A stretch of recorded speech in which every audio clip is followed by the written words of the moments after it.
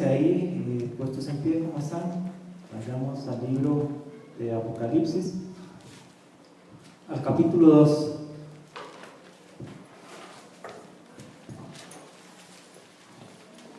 Y vamos a leer de manera diagonal los versículos 8 al 11. Apocalipsis 2, 8 al 11. Y escribe al ángel de la iglesia en Esmirna, el primero y el postrero, el que estuvo muerto y vivió, dice esto: Yo conozco tus obras, tus sufrimientos y tu conozco, pero tú eres sé cómo la blasfemia de los que se dicen judíos, pero no son, sino sinagoga de Satanás. No temas en nada lo que vas a padecer. He aquí, el diablo echará a algunos de vosotros en la cárcel para que seáis probados, y tendréis tribulación por 10 días. Sé fiel hasta la muerte, y yo te daré la corona de la vida. El que tiene oído, oiga lo que Espíritu dice a las iglesias. El que salga vencedor no sufrirá la corona de la segunda muerte. Vamos a orar. Padre, queremos darle las gracias en este momento. Señor, reconocemos que usted es bueno con nosotros. Usted nos ha dado la vida. Usted nos ha permitido levantarnos el día de hoy. Nos ha permitido venir hasta este lugar. Ha permitido, Señor, que tengamos la libertad de congregarnos y que tengamos los medios, los recursos para hacerlo. Agradecemos por esta iglesia local. Agradecemos por cada uno de los hermanos que están acá y queremos pedir que el Espíritu Santo que usted ha puesto en nosotros nos capacite para entender el mensaje que usted quiere comunicarnos. Señor, que haya edificación a través de la exposición de su palabra. Que la necesidad espiritual de cada uno de nosotros pueda ser satisfecha. Y quiero pedir que se acuerde de aquellos hermanos que son miembros de esta iglesia y que hoy no están con nosotros. Señor, donde quiera que estén, bendígalos. Derrame bendiciones sobre ellos. Y le damos gracias, Padre, en nombre de Jesucristo. Amén. Pueden sentarse.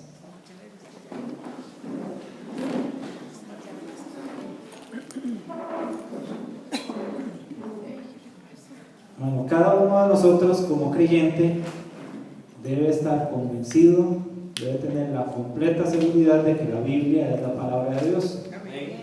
Y que lo que tenemos acá no es escrito ni inventado por hombre alguno. Ahora, ¿qué evidencia tenemos de esto? Bueno, habría muchas evidencias humanas, pero creo que la mejor evidencia es que cuando uno empieza a leer la Biblia, empieza a encontrar detalles que ningún hombre podría haber pensado. Ya el pastor habló acerca de las parábolas y él nos decía muy claramente que no hay ningún hombre, por inteligente que sea, que pueda hacer una parábola como las que hacía Jesús. Es imposible. ¿Por qué? Porque Jesús tomaba una historia, hablaba de algo natural que todos entendían y con eso enseñaba algo espiritual. Ahora veamos lo que pasa en Apocalipsis. En Apocalipsis pasa algo similar, pero es aún más sorprendente. ¿Por qué? En Apocalipsis, el Espíritu Santo a través de Juan da un mensaje a 7 iglesias distintas. Son 7 iglesias que existieron en aquel tiempo y el mensaje es acorde a cada una de las iglesias. Era un mensaje como si fuera en este tiempo para la iglesia que está en San Blas. De lo que en aquel entonces se escribió a Éfeso, a Esmirna, a Pérgamo, bueno, a las 7 iglesias de Asia. Cada mensaje era apto para cada una de esas iglesias, pero además en cada uno de esos mensajes había profecía y nos estaba hablando de 7 etapas o 7 tiempos distintos de la iglesia, 7 etapas por las que la iglesia había de atravesar. Ahora, póngase a pensar, ¿cómo es posible que alguien le hable a una iglesia y hable cosas que son referentes a esa iglesia, son relativas a esa iglesia, y ese mensaje a la vez nos esté hablando de algo que va a pasar en el futuro? Solamente Dios puede hacer eso. En Isaías, Dios reta a los falsos dioses y les dice: bueno, anuncien lo que está por venir. Solamente Dios puede hacer eso. Solamente Dios pudo inspirar lo que tenemos en la Escritura. Ahora, Apocalipsis 2, del 8 al 11, es el mensaje a la iglesia de Esmirna. La ciudad de Esmirna, para ubicarnos un poquito, fue fundada cerca de 300 años antes de Cristo. Y era un centro comercial de Asia Menor. O sea, ahí se efectuaba mucho comercio. Los arqueólogos en el lugar donde quedaba Esmirna han encontrado muchas monedas, o sea, mucha variedad de monedas y mucha cantidad, lo que es evidencia de que ahí había una actividad comercial muy intensa, que manejaba mucho dinero. Además se encontraba en la ruta de comercio que iba de India y Persia a Roma. Entonces por ahí atravesaba gran cantidad de personas y era una ciudad muy próspera. Ahora, los 7 mensajes a las iglesias de Apocalipsis tienen una estructura similar. Ya dijimos, el mensaje que tenemos en los versículos 8 al 11 era dirigido a una iglesia que existía en aquel tiempo, pero luego va a ser un mensaje profético para una etapa de la iglesia. Y en estos mensajes encontramos que de parte de Cristo hay un elogio. En el caso de Esmirna, lo vemos en el versículo 9: yo conozco tus obras y tu tribulación y tu pobreza, pero eres rico. Hay un elogio. También hay un reproche. En el caso de Esmirna no lo encontramos. Recuerdan que en Éfeso Jesucristo le reprochó a la iglesia: han dejado su primer amor. Pero en Esmirna no hay reproches. Eso nos habla bien de aquella iglesia. También hay un consejo. Versículo 10: no temas en nada lo que vas a padecer. Y hay una promesa o un reto, algo que Cristo les dice que pueden alcanzar. Y dice: el que tiene oído, oiga lo que el Espíritu dice a las iglesias. El que venciere no sufrirá daño de la segunda muerte. Ok, vamos a ver entonces ya un poco más detallado lo que es la iglesia de Esmirna, el tiempo profético que habló el apóstol Juan, inspirado por el Espíritu Santo. Primero tenemos que saber lo que significa Esmirna y a qué iglesia corresponde. Esmirna se ubica del año 100 en adelante y es la iglesia mártir, la iglesia que sufrió mayor persecución. Esmirna significa machacado o triturado. Pero hay un detalle interesante que me di cuenta en estos días. La palabra machacado o triturado que se utiliza ahí no es cualquiera. Es la que describe el proceso que hacían con la mirra para extraer el perfume. Entonces, lo que nos habla es que es una iglesia que fue machacada, pero ¿qué salía de esa trituración que le hacían? Salía perfume, el perfume de la fe de ellos. Cuanto más lo machacaban, más perfume. Entonces eso es importante. Ahora, ¿por qué? Anterior a Esmirna estuvo la iglesia de Éfeso, y a Éfeso se le reprochó: has dejado tu primer amor. Pero resulta que con la persecución, aquel reproche ya no se puede hacer. Es decir, la persecución, las dificultades hicieron que ellos se volvieran a Dios, que fueran más fervorosos. Cuanto más machacada era, más emanaba el aroma de su fe. Ahora, esto es demostración del poder de Dios. Les decía, ningún hombre puede crear una parábola. Ningún hombre puede tomar un mensaje dirigido a una persona, a una iglesia, a un grupo y utilizarlo como una profecía. Solo Dios pudo hacer eso. Solo Dios, porque conoce el futuro con detalle. Dios conocía con anticipación cada detalle de la historia y lo utilizó para demostrarnos que Él es Dios y que Él puede hablar las cosas antes de que ocurran. Ahora, es curioso, o debe ser un testimonio para nosotros, que si analizamos la historia de la iglesia, después del año 100, mientras estuvo la iglesia de Esmirna, mientras estuvo la iglesia mártir, fue cuando más prosperó la iglesia, cuando la iglesia floreció. Durante este tiempo fue cuando la iglesia alcanzó el mayor número en proporción con la población mundial. Durante este tiempo se produjeron muchos manuscritos de la Biblia.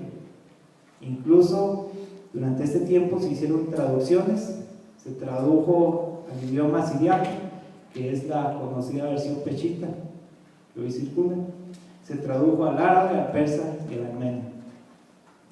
Ahora póngase a pensar un momento, ¿cómo es posible que durante este tiempo la iglesia alcanzara un número tan alto si casi que cualquier persona que se convertía era perseguida hasta la muerte? Imagínense el trabajo que hicieron, imaginen el amor, imaginen el testimonio que tenía esta iglesia. Imaginen también lo que es producir todo este número de manuscritos. Tal vez nosotros no lo vemos como un trabajo tan grande, pero recordemos que en ese tiempo se hacía a mano el trabajo de transcribir la Biblia. Ok, vamos a ver el mensaje que Cristo les da. Versículo 2:9. Yo conozco tus obras y tu tribulación y tu pobreza, pero tú eres rico, y la blasfemia de los que se dicen ser judíos y no lo son, sino sinagoga de Satanás. Vamos primero al versículo 8, que dice: escribe el ángel de la iglesia en Esmirna, el primero y el postrero, el que estuvo muerto y vivió, dice esto. Primero Cristo se presenta como el que estuvo muerto y vivió. Se presenta ante la iglesia de Esmirna como aquel que venció a la muerte. ¿Por qué? Porque la iglesia de Esmirna se estaba enfrentando a la muerte. Ellos eran perseguidos hasta morir. Y entonces Cristo se presenta como aquel que tiene poder sobre la muerte. Y volvámonos un poco al capítulo 1, versículo 18. También palabras de Jesucristo: y el que vivo y estuve muerto, mas he aquí que vivo por los siglos de los siglos, y tengo las llaves de la muerte y del Hades. Ahora, ¿qué significa esto de tener las llaves? Pónganse a pensar. Tener las llaves es tener autoridad. Si usted tiene las llaves de su casa, usted tiene autoridad para entrar y salir de su casa. Tener las llaves es tener autoridad. Y no solo eso, sino que a Cristo se le describe como el que abre y nadie cierra, y cierra y ninguno abre. Cristo dice: tengo las llaves de la muerte y del Hades. Dice: soy el que murió, pero también el que vive por los siglos. Y así es como se presenta a esta iglesia, porque esta iglesia necesitaba saber en quién estaba confiando, en alguien que era más poderoso que la muerte. Ahora, el elogio que Cristo les hace en el versículo 9 dice: yo conozco tus obras y tu tribulación. Cristo reconoce que es una iglesia atribulada. Cristo les dice: yo conozco tus obras. Dígame si eso no es motivación, que Cristo mismo te diga: yo reconozco tus obras. Ahora, versículo 9: yo conozco tus obras y tu tribulación y tu pobreza. Ahora, curiosamente hablábamos que esta era una ciudad muy próspera, pero la iglesia de Esmirna sufrió persecución, y entonces habían creyentes muy prósperos, pero empezaron a sufrir persecución financiera también. Imagínese que usted es creyente de repente y se dedica al comercio, y de repente alguien diga: no, a los cristianos no les compren ni les vendan. Eso fue lo que sufrieron los creyentes del mismo. Entonces los creyentes quedaron en bancarrota y la iglesia no tenía recursos. Cristo le dice: yo conozco tus obras, tu tribulación y tu pobreza. Pero vean qué interesante lo que dice después: pero tú eres rico. Ahora, no voy a entrar mucho en detalle porque es un mensaje que tiene que darse domingos, en los próximos domingos, pero es completamente contrario a lo que le dice Cristo a la iglesia de la Odisea. A la iglesia de la Odisea le dice: tú dices: yo soy rico y me he enriquecido, y de ninguna cosa tengo necesidad, y no sabes que tú eres un desventurado, miserable, pobre, ciego y desnudo. A la iglesia de Esmirna le dice: ustedes son pobres, pero son ricos en lo que realmente importa. Solo los cristianos tienen la verdadera riqueza. Vamos a ir un momento a 2 Corintios 6:10.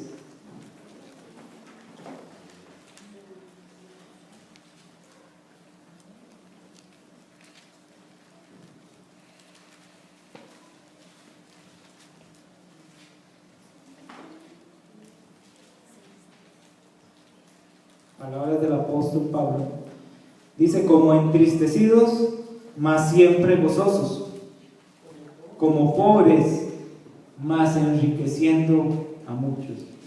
¿Qué es enriqueciendo? Compartiendo riquezas. Como pobres, pero compartiendo riquezas. Como no teniendo nada, mas poseyéndolo todo.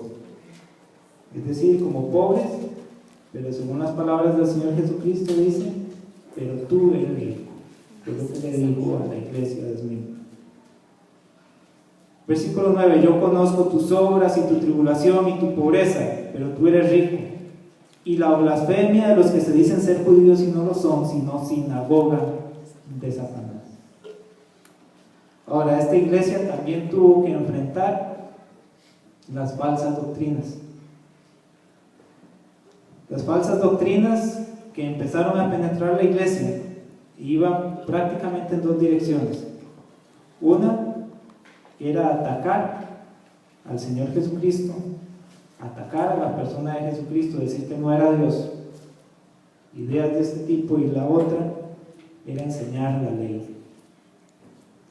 Ahora, Juan dice: los que dicen ser judíos y no lo son, sino sinagoga de Satanás. ¿Qué será? ¿Que eran personas que no eran de nacionalidad judía? No, aquí no está hablando de la nacionalidad. Vamos a ir un momento a Romanos 2.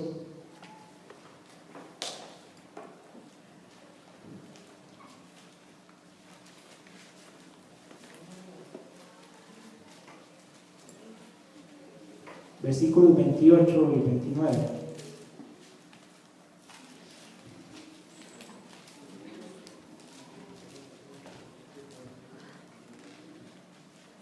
Romanos 2, 28 y 29. Pues no es judío el que lo es exteriormente, ni es la circuncisión la que se hace exteriormente en la carne, sino que es judío el que lo es en lo interior, y la circuncisión es la del corazón, en espíritu, no en letra, la alabanza del cual no viene de los hombres, sino de Dios. ¿Quiénes eran estos que decían ser judíos y no lo eran? Eran personas que estaban predicando un evangelio diferente, estaban enseñando algo diferente al evangelio de Cristo. Era una iglesia afligida porque tuvo que luchar contra todo eso. Cristo les da un consejo, versículo 10: no temas en nada lo que vas a padecer. Ahora pensemos un poco en esto. Les dicen: no temas en nada lo que vas a padecer, pero ellos estaban dando sus vidas por el evangelio. Imagínense que alguno de ustedes tiene un problema y yo me acerco y les digo: no tenga miedo, eso no es nada. Y me preguntan: ¿usted ya pasó por eso? No, nunca en la vida. Ok, ¿con qué autoridad puedo decirles esto? Pero Cristo les dice a ellos: no teman ni nada de lo que van a padecer. ¿Cuál Cristo es el que les dice esto? El que dice: estuve muerto y viví. Él les dice: no teman ni nada de la muerte. Yo vencí la muerte. En el Evangelio de Juan, capítulo 16, Cristo les dijo a sus discípulos: en el mundo tendréis aflicción, pero confiad, yo he vencido al mundo. A la iglesia de Esmirna les dice: no tengan miedo, sean fieles hasta la muerte. Versículo 10: no temas en nada lo que vas a padecer. He aquí, el diablo echará a algunos de vosotros en la cárcel, para que seáis probados, y tendréis tribulación por 10 días. Sé fiel hasta la muerte, y yo te daré la corona de la vida. Le está diciendo: sean fiel hasta la muerte. pero recuerde que yo ya vencí a la muerte. Es lo que les está diciendo Jesucristo. Cristo anuncia con anticipación las cosas para que sepamos que Él es Dios y que Él tiene control de todo. Ahora Él está diciendo: yo ya vencí la muerte, y además les está diciendo: van a tener tribulación por 10 días. Les está diciendo que va a ser un periodo corto de tiempo. Pudieron haber sido años, pero les está diciendo, cuando dice 10 días, que ese periodo va a tener un fin. Ese periodo se va a acabar. Nuevamente, versículo 10: no temas en nada lo que vas a padecer. Y aquí el diablo echará a algunos de vosotros en la cárcel, para que seáis probados, y tendréis tribulación por 10 días. Sé fiel hasta la muerte, y yo te daré la corona de la vida. Ahora, ¿qué está diciendo Cristo acá? ¿Quién es el que persigue a la iglesia? El diablo. Dijimos que el diablo es el que persigue a la iglesia, pero Dios es capaz aún de usar al diablo para sus propósitos. Dijimos, Éfeso había perdido su primer amor. ¿Cómo recobró la iglesia su primer amor? Con la persecución que vino. Gloria.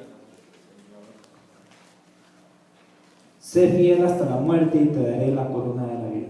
Ok, acá es uno de los lugares donde se ofrece la corona de la vida. Ahora, ¿quiénes son los que usan coronas? Los reyes. Los reyes.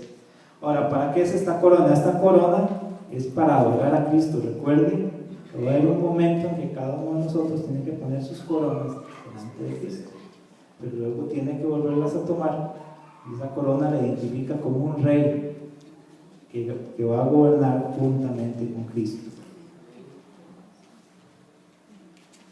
Por ahí se ha dicho, y es muy cierto, que nadie en este mundo puede llevarse nada de lo que tenga, ¿cierto? Y por eso Cristo nos mandó no afanarnos por las riquezas. Pero con el cristiano ocurre algo interesante. El cristiano no puede llevarse nada de lo que tiene, pero puede empezar a mandar por adelantado. Cristo le dijo a quienes le escuchaban: haceos tesoros en los cielos. El cristiano no puede llevarse nada, pero puede empezar a ahorrar en los cielos. Versículo 11: el que tiene oído, oiga lo que el Espíritu dice a las iglesias. El que venciere no sufrirá daño de la segunda muerte. ¿Para quién es el que vence?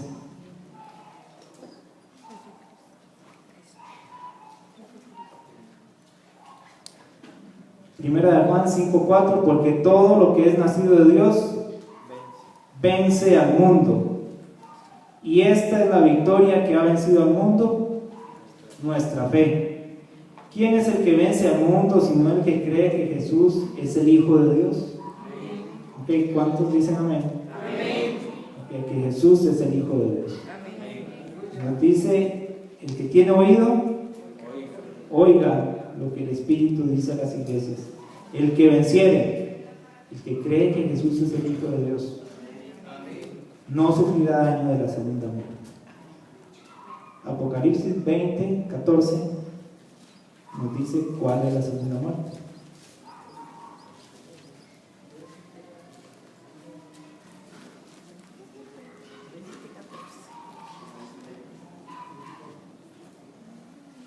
...20, 14 y 15... y la muerte y el Hades fueron lanzados al lago de fuego. Esta es la muerte segunda. Y el que no se halló inscrito en el libro de la vida fue lanzado al lago de fuego. 21:8. Pero los cobardes e incrédulos, los abominables homicidas, los fornicarios y hechiceros, los idólatras y todos los mentirosos tendrán su parte en el lago que arde con fuego y azufre, que es la muerte segunda. Volvemos a Apocalipsis 2 y nos dice: el que cree en Cristo no va a tener parte de eso. El que cree en Cristo no va a sufrir daño de la muerte segunda. Y ahora recuerde quién es el que está prometiendo eso. Que dice que tiene las llaves de la muerte y del Hades. Aquel que tiene autoridad, el que puede cumplir lo que ha prometido.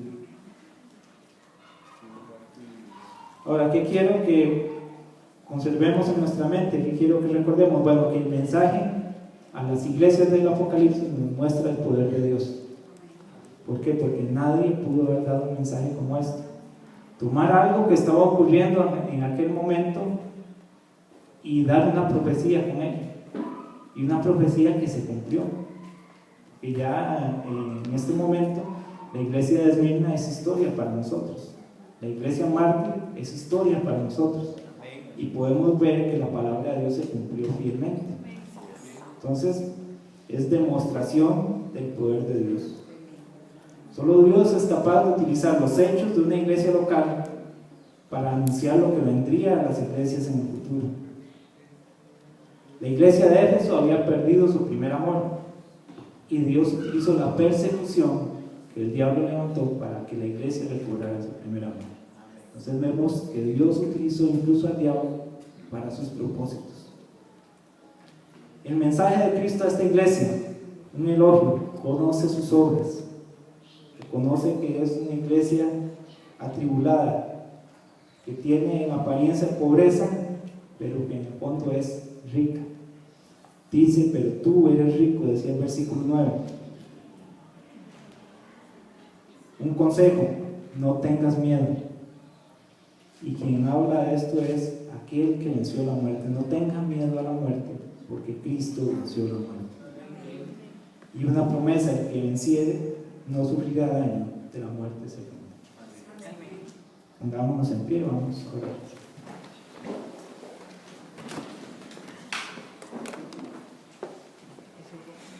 Padre, damos gracias en este momento porque usted ha sido bueno con nosotros. Damos gracias porque a través de su palabra usted nos muestra su poder. Señor, es imposible que una persona fuera de usted haya utilizado una iglesia local para anunciar lo que iba a ocurrir en años posteriores. Señor, esto es evidencia de que la Biblia es inspirada por usted. Damos gracias por esa evidencia. Damos gracias, Señor, también por el ejemplo que tenemos en la iglesia de Esmirna. Reconocemos que estos creyentes van a reinar juntamente con usted. Y le pedimos, Señor, que nos ayude a entender y que nos ayude a madurar nuestro carácter, para que nosotros algún día también estemos reinando juntamente con usted. Le damos gracias, Padre, en nombre de Jesucristo. Amén.